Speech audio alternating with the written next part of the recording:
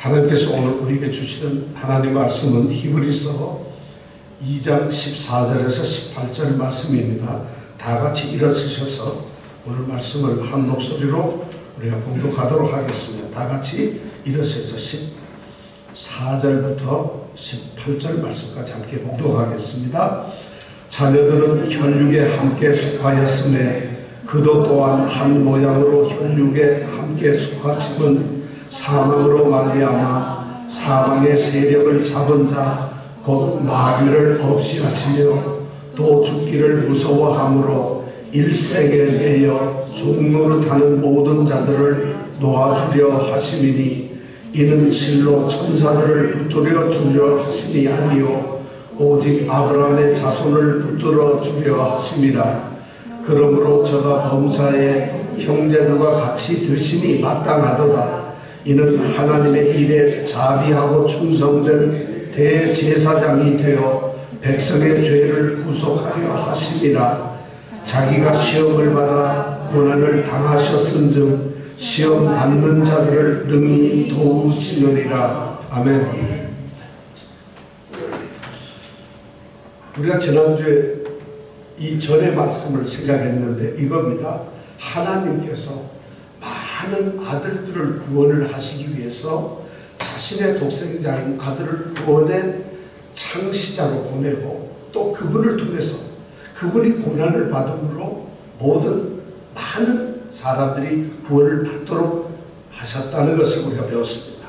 그래서 구원의 창시자인 예수님과 또 예수님을 통해서 구원을 받은 모든 형제 자매들은 하나님께로부터 나온 자들이라서 모두가 형제 자매가 되었다고 우리가 말씀을 배웠어요. 그런데 주님께서는 그렇게 형제 자매가 된 사람들을 형제라고 부르시는데 부끄러워하지 않으셨다, 이렇게 말씀을 하셨어요. 그리고 하나님은 그들을 기꺼이 하나님의 자녀로 받아들이셨다고 말씀을 하셨습니다. 자, 오늘 말씀은 그 말씀을 이어서 우리가 이것을 생각합니다. 왜 예수님께서는 사람으로 오셨을까? 사실 예수님은 이 땅에 오시지 않아도 되고 또 만약 오셨다면 꼭 사람으로 오실 필요가 있었을까? 천지 만물을 창조하신 그분께서 하늘의 태양처럼 오셨으면 어떨까? 아니면은 정말 공중에 있는 큰 새들이나 물속에 있는 큰 고기들이나 아니면 어떤 이 땅에 있는 큰 짐승들이나 하여튼 어떤 큰 모습으로 오실 수도 있었는데 왜 하나님께서는 그의 독생자를 사람으로 보내셨을까? 오늘 성경 말씀에서 우리는 성경이 말하는 왜 구원의 창시자로서 예수님을 사람으로 보내셨는가 하는 이유를 찾고, 그리고 그 사람으로 오신 예수님이 우리 사람들을 위해서 무엇을 하셨는가 하는 말씀을 오늘 14절부터 18절 말씀을 통해서 우리가 생각을 할 수가 있습니다. 자, 오늘 말씀의 제목이 한 모양으로 혈육에 함께 속하신, 이렇게 되어 있습니다. 한 모양이란 말은 같은 그런 동질의 성격을 가지고 또는 같은 모습으로, 이런 뜻입니다. 같은 모양으로 혈육에 속했다. 혈육이라는 거예요. 혈은 피를 말하는 거고 육은 살을 말하는 거죠. 피와 살이라는 말이죠. 피와 살, 혈육이라는 말을 쓸 때는 사람이 어떤 본질적으로 가지고 있는 그런 특성을 말합니다. 특별한 사람만이 가질 수 있는 혈육을 가지신 그런 존재를 말하는 것이죠. 그 다음에 속하셨다는 말. 속하셨다는 말은 함께 공유를 하고 함께 나누었다는 이런 말씀입니다. 그러니까 오늘 성경 말씀에서 우리가 제목을 뽑은 한 모양으로 혈육에 함께 속하신 이 말은 같은 모양으로 사람과 같이 사람의 특성을 공유한 분이 되셨다, 이런 의미입니다. 누가 그렇게 되었을까요? 오늘 14절 말씀에 보니까 그도 또한 한 모양으로 혈육에 함께 속하셨다고 되어 있어요. 그가 누굴까? 예수 그리스도.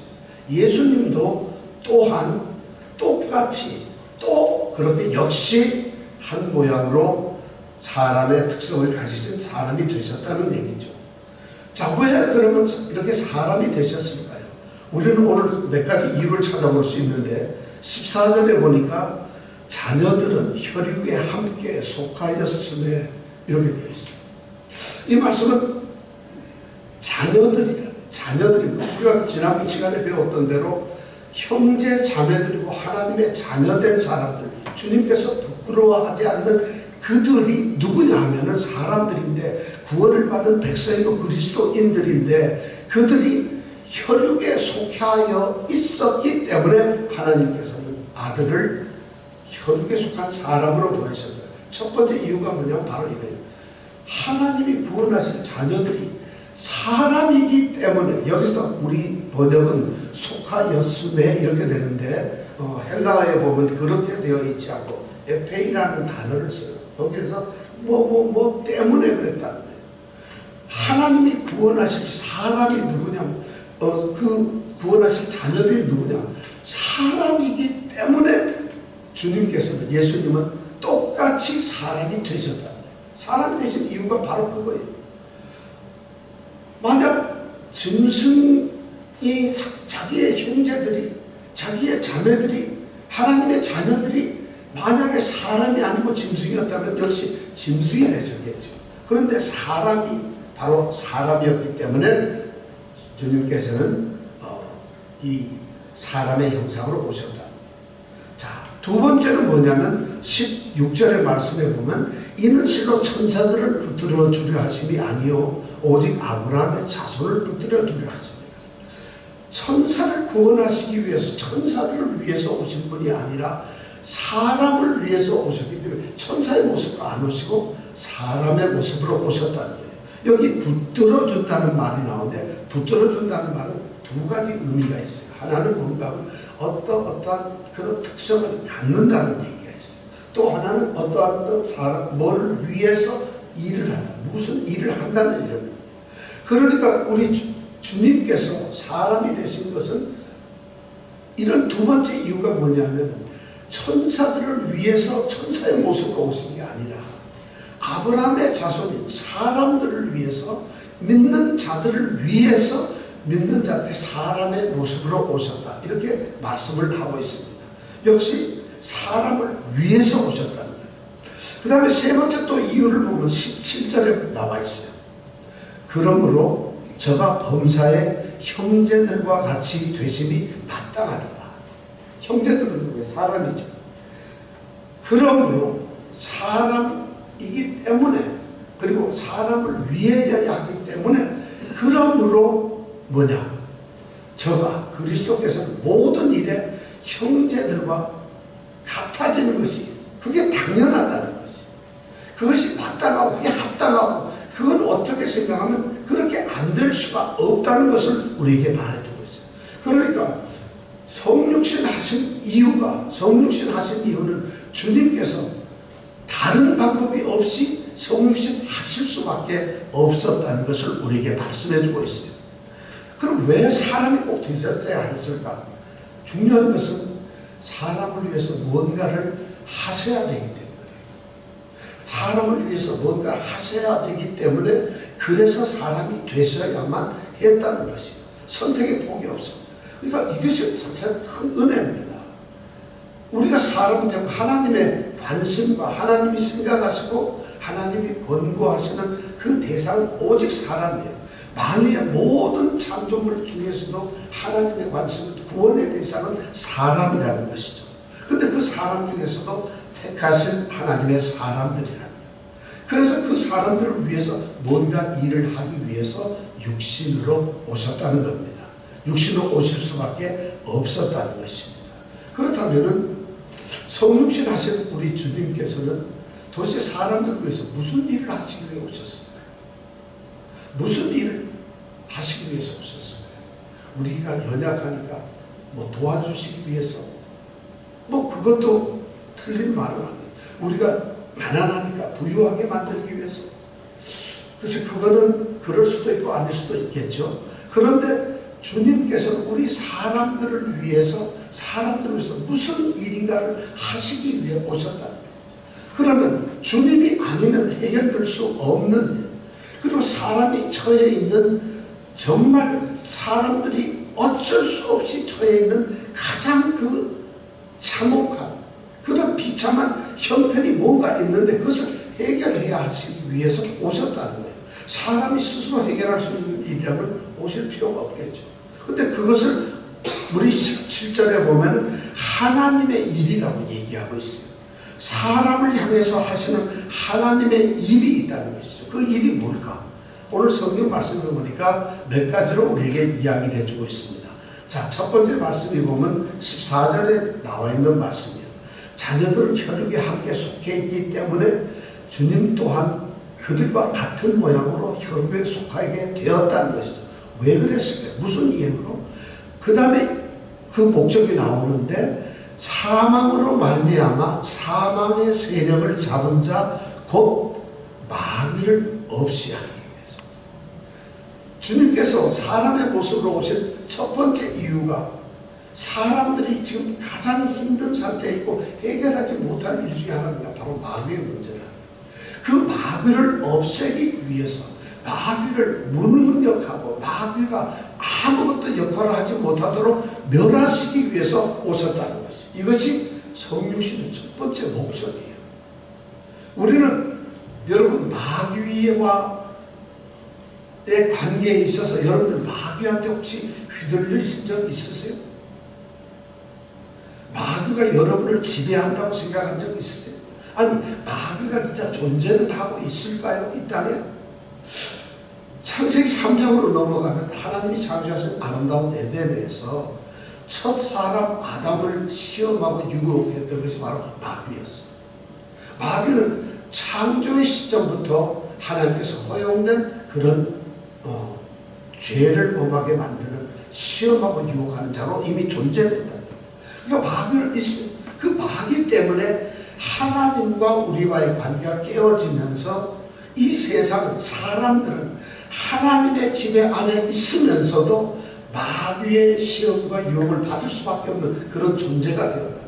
그래서 이 마귀는 세상의 모든 권세를 가지고 또 공중의 권세를 잡은 자로서 사망이라고 하는 확실한 어떤 힘을 가지고 사람들을 지배하게 되었다는 얘기죠.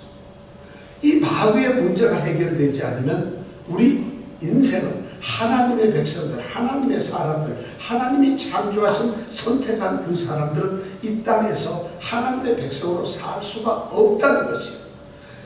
하나님이 창조하시고 너무 보기 좋았던 그 아담조차도 마귀의 유혹을 받고 마귀 아래로 끌려가 죄와 사망의 어떤 처지까지 몰리게 된 것이거든요. 그러니까 우리 사람에게 있어서 가장 심각한 문제, 우리 영적으로도 또 실제에 있어서 이 마귀보다 중요한 해결해야 될 문제가 있는 것은 없어요. 마귀는 뭐냐? 우리 사람을 지배하고 우리에게 모든 것을 하도록 만드는 그런 세력이고 힘입니다. 그런 존재예요. 그런데 이 마귀를 우리는 어쩔 수가 없어요. 그래서 주님께서는 바로 사람의 모습으로 오셔가지고 마귀에게 당하는 그 사람의 형편을 충분히 본인이 느끼시면서 그 마귀를 멸하시는 일을 하기 위해서 오셨다는 거예요. 마귀는 이렇게 처음부터 우리 인간에게 있었다는 얘기죠. 그런데 이 마귀를 이기기 위해서 어떻게 해야 될까요? 마귀를 이기기 위해서는 어떤 방법이 없는 거예요. 우리는 없지만 주님께서는 마귀를 이기시고 멸하셨는데 어떻게 하셨느냐? 오늘 14절 말씀해 보니까 또한 한 모양으로 혈육이 함께 속하심은 사망으로 말미암아 사망의 세력을 잡은 자 곧 마귀를 없이 하셨다. 뭘로 하셨냐? 마귀를 멸하셨던 방법이 뭐냐? 사망으로 말미암아. 사망으로 말미암아. 이 사망은 예수님의 사망, 죽으심이에요. 예수님께서 죽으심으로 말미암아 죽음의 권세를 잡은 마귀를 멸하셨다. 성경은 그렇게 말씀합니다. 예수님이 죽으심으로 말미암아 마귀의 권세를 멸하셨다는 거예요. 근데 그 죽으시기 죽으시기 위해서는 사람이 되지 않으면 죽으실 수가 없어요.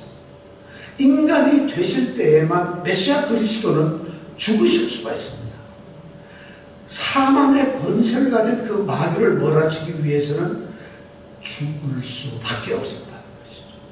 죽으심을 통해서 죽음의 권세를 이긴다는 이 역설이 바로 성경의 위대한 복음이자 진리입니다. 하나님의 놀라운 사랑입니다.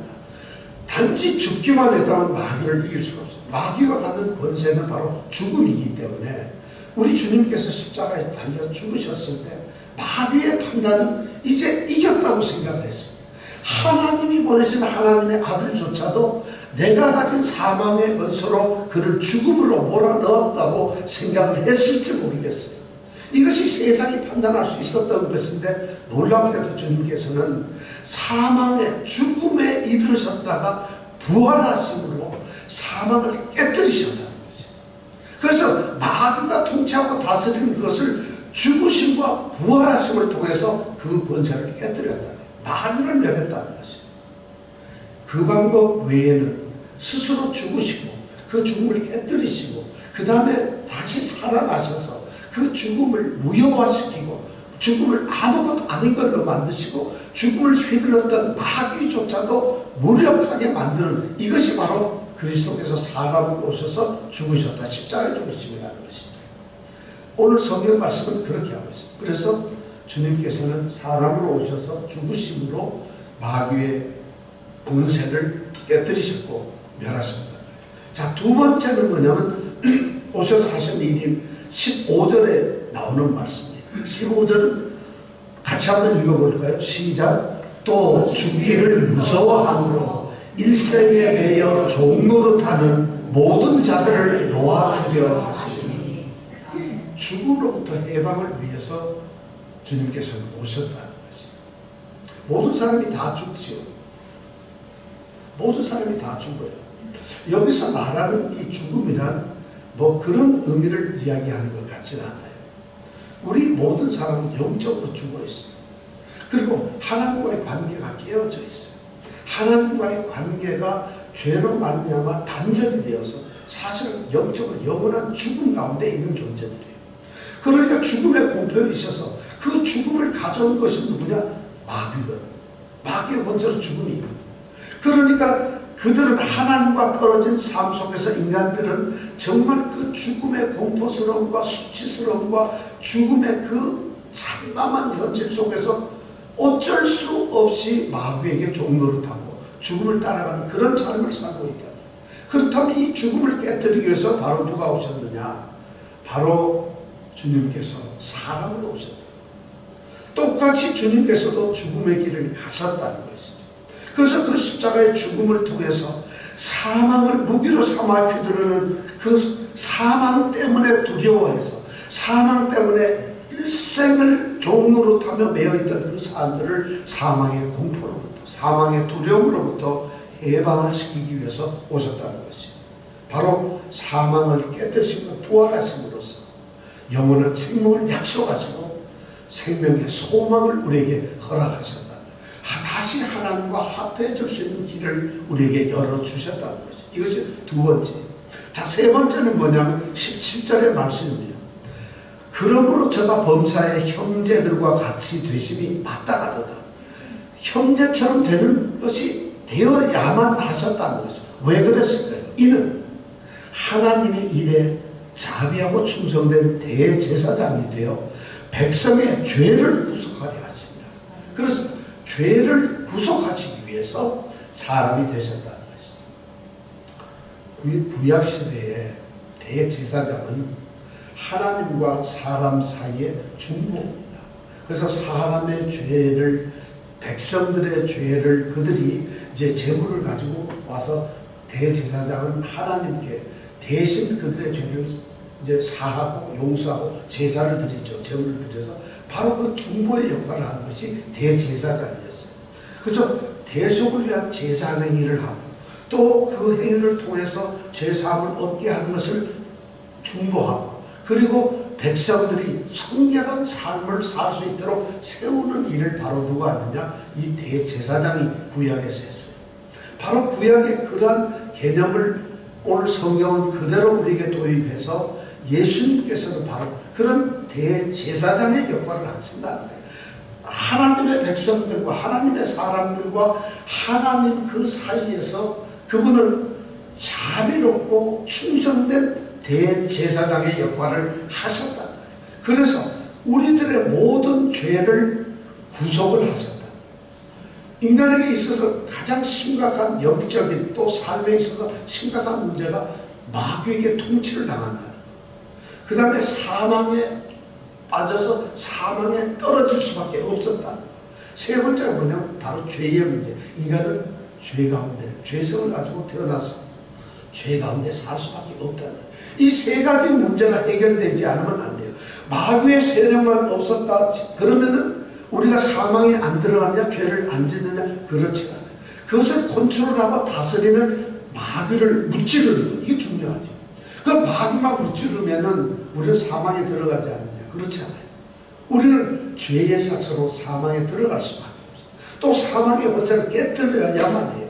그러면 사망의 권세와 마귀만 깨뜨리면 된다 그렇지 않아요. 바로 이 죄의 문제를 해결해야 돼요. 왜냐하면 마귀가 우리로 하여금 유혹해서 죄를 짓게 만들고 또 죄는 결국엔 사망의 삭스를 받게 되니까 죄가 없는 죄를 사하여 주시는 죄가 그렇게 역할을 못하도록 하는 이런 일이 인간에게는 절대적으로 필요했다는 거죠.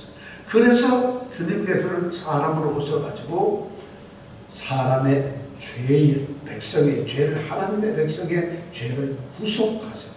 여기서 구속하셨다는 말은 대신 자신의 생명을 줌으로써 대가를 받아냈다는 이런 의미인데 여기서 쓰여있는 우리 번역은 구속이라고 되어 있는데 원어에 보면 화해라는 단어를 쓰고 있어요.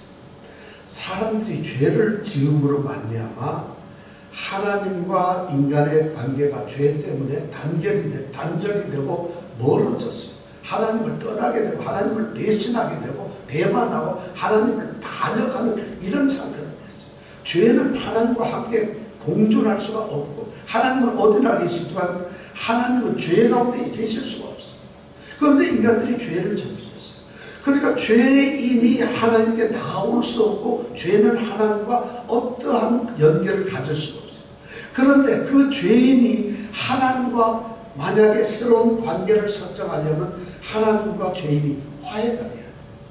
그 화해를 하는 것이 바로 주님의 역할이에요. 대제사장의 역할이에요. 그분은 바로 하나님과 멀어진 인간, 사람과의 관계를 이제 화해함으로써 서로가 화목된 관계를 만드시기 위해서 오셨다. 그렇게 하려면 딱 하나, 죄를 없이 하고 죄를 영원히 제거하는 그러한 일을 하실 수밖에 없었다는 것이죠. 그래서 오셨다. 그렇게 오셨는데 대제사장으로서 우리 백성들을 향해서 우리 믿는 자들을 위해서 택하신 하나님의 자녀들을 위해서 자비로 긍휼을 베푸시는 분이었고 또 우리에게는 신실하게 믿을 만한 그러한 대제사장으로 주님께서 오셨다는 것이죠.